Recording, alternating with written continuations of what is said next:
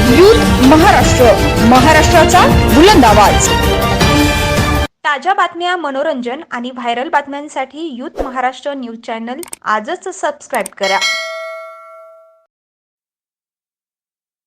आज शेतकरी कामगार पक्षाच्या पुरोगामी युवक संघटनेच्या वतीने काही तरुणांना या ठिकाणी पक्ष संघटनेमध्ये काम करण्याची संधी दिलेली आहे।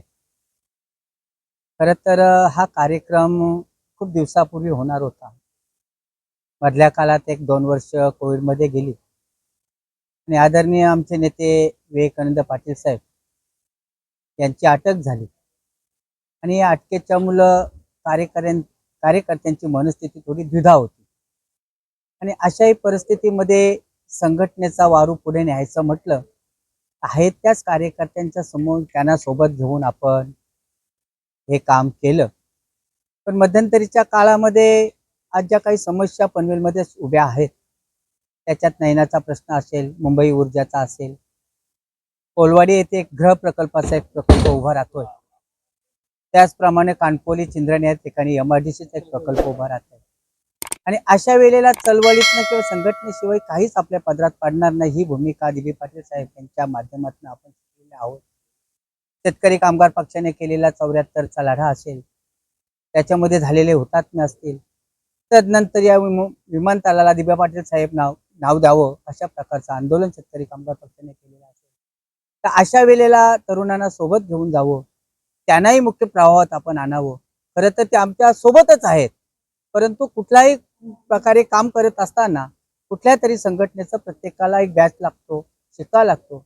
त्यावेळेला त्यांना मग तहसीलदार कार्यालय असेल, प्रांत कार्यालय असेल, एखादीचं MRDCचं कार्यालय असेल, का महामंडळ असेल, तर त्या ठिकाणी ते हक्कानं अधिकार वाढवणे पक्षाच्या समस्या घेऊन पुढे जाऊ शकतात। त्या दृष्टिकोनातून आज हा सोहळा माझे सहकारी राजेशजी किने असतील, पुरुषोत्तम असेल, विलास असेल, त्या साऱ्या सहकार्याने या ठिकाणी करून आणि आमचे नेते आदरणीय बालाराम पाटील साहेब यांनी आज ज्या पदाधिकाऱ्यांच्या नियुक्त्या आपण केलेल्या आहेत त्यांची कार्यशाळा घ्यावी अशा प्रकारची सूचना आल्यानंतर छाया रिसॉर्टमध्ये गणपतीनंतर आपण एक कार्यशाळा घ्यायला मागतोय आणि त्या कार्यशाळेच्या माध्यमातून चांगले प्रशिक्षक या ठिकाणी बोलून एक युवकांना पुढे काम करण्यासाठी एक उमेद निर्माण व्हावी हा दृष्टिकोन आपण डोळ्यासमोर ठेवायला मागतोय आणि या कार्यशाळेच्या माध्यमातून कार्यकर्ता घडतोय।